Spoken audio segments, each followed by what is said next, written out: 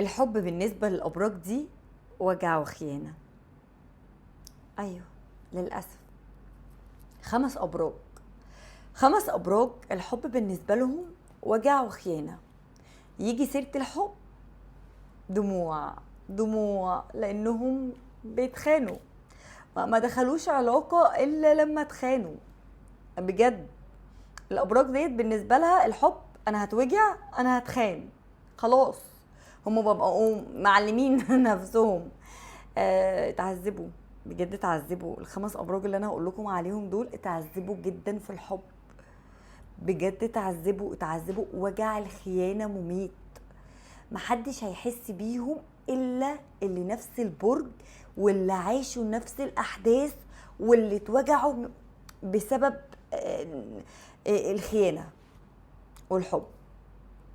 الابراج دي بقت بتخاف تخش علاقات جديدة، بتخاف والله، بيخافوا من الحب، بيخافوا يتخانوا، اتعذبوا، اتوجعوا، اتكسروا، اتذلوا، خلاص تعبوا.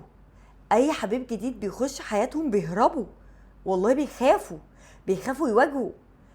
بدأت اغلق الفيديو ده، فاكيد انت برج من الابراج ديت. فتعالوا كده بقى وقولي انت برج ايه، وصلوا على النبي في البداية. وتعالوا بقى انا هقول لكم الابراج اللي الحب بالنسبة لها وجع وخيانة. الحب حلم جميل طبعا، بس لبعض الابراج بيتحول كابوس. وهم دول الابراج بجد ان الحب بالنسبة لهم كابوس. بيدوا من قلبهم، بجد بيدوا من قلبهم، لكن كل اللي بيرجع لهم وجع وخيانة. هم اكتر ناس بتحب وبتصدق، ومع ذلك الحب بالنسبة لهم وجع وخيانة ودموع زي ما قلت لكم. طيب نبدأ بمين؟ بالحوت. اموت في برج الحوت. يا عيني عليك يا برج الحوت، بالرغم انك حبيب لكن اكتر حاجة بتوجعك الحب. اختياراتي مدمرة حياتي يا برج الحوت. بتحب من غير شروط، بتحب وتدي من قلبك وتدي من مشاعرك، لكن للأسف اكتر واحد بتتخان يا برج الحوت. والله كما تدين برضك، ما انت مقضيها. برج السرطان مخلص وبيتعلق بسرعة، وده سبب وجعه. الحب بالنسبة له ذل، بيتذل، حرفيا بيتذل في الحب. صح يا برج السرطان؟ انا عارفه. برج العقرب بيحب بعمق جامد، بس الخيانة بتكسره، وللأسف بيتخان. بالرغم ان برج العقرب مش بيبقى منقص حبيبه اي حاجة، لكن اكيد اللي معاك دنيا يعني يا برج العقرب.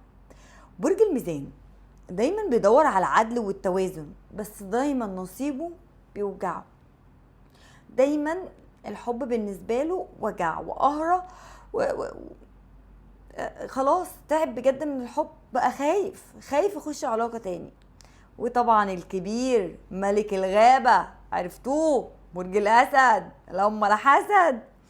بيحب بقوة، بيحط حبيبه كده فوق الكل، انت برنس، انت فوق، محدش فوقك خالص. لكن صدمته دايما بتيجي من الخيانة او الجرح. تخيل كده ان هو حطك فوق الكل وانت جرحته او خنته. انت بتكسر برج الاسد، بجد بتكسره. برج الاسد بيتكسر من الخيانة ومن الجرح. ما تأذيهوش، بيتأذي، والله بيتأذي، ممكن يعيش طول عمره مأذي بسببك، فبلاش. الابراج دي كل ما تدي حب اكتر للاسف كل ما تاخد وجع اكتر. بجد ما تدوش حب. انا معاكم بقول لكم ما تدوش حب. فقولوا لي بقى انتوا برج ايه، وشايف اكتر برج فعلا اتوجع برج ايه. خلص الكلام، سلام.